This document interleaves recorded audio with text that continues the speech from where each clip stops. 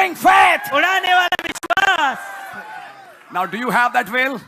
अब क्या आपके पास वो इच्छा है? Do you want to live in your old life? क्या आप अपने पुराने जीवन में जीना चाहते हैं? Old relatives, पुराने रिश्तेदार, old habits, पुरानी आदतें, old associations. पुराने संपर्क। You have to make a choice. आपको एक चुनाव करना पड़ेगा। Slave had to make a choice. उस गुलाम को एक चुनाव करना था। And Satan will tell you, और शैतान आपसे कहेगा, don't hear that trumpet. उस तुरही को मत सुनो, Don't hear that message. इस संदेश को मत सुनो। Enjoy.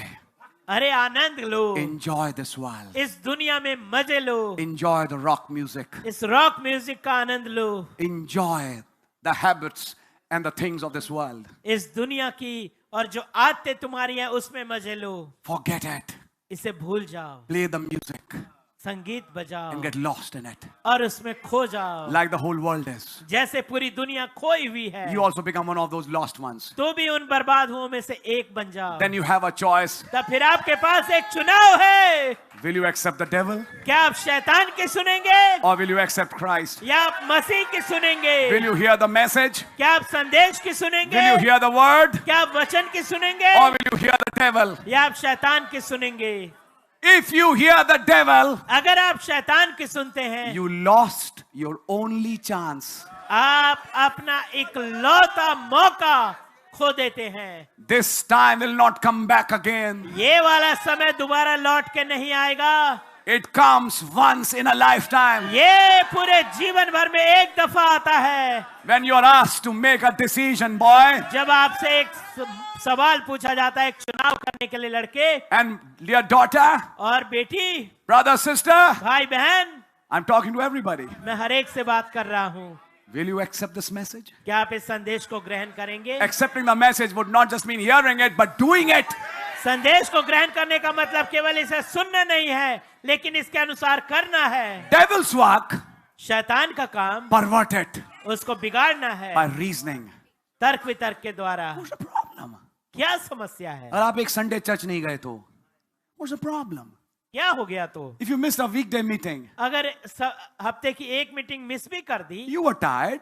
तो तुम थके हुए थे। You were tired that day. अरे उस दिन तुम थके हुए You थे। were burdened from your office work. अरे तुम्हारे पास ऑफिस के काम का इतना बोझ था। So if you didn't attend the meeting, what the hell is it? अरे तो एक सभा अगर में नहीं भी आए तो क्या हो गया ये तो ऐसा? कुछ भाइयों ने रूल बना रखा है कि हर मीटिंग अटेंड करना चाहिए.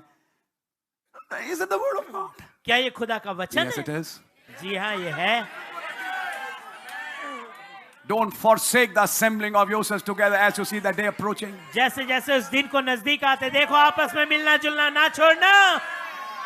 Where 2 or 3 are gathered in my name, I am in the midst of them. जहाँ कहीं 2 या 3 मेरे नाम में जमा होते मैं उनके बीच में होता हूँ। जब ये विचार आए, उस शैतान से कहिए, लिखा है. It is written. ये लिखा है।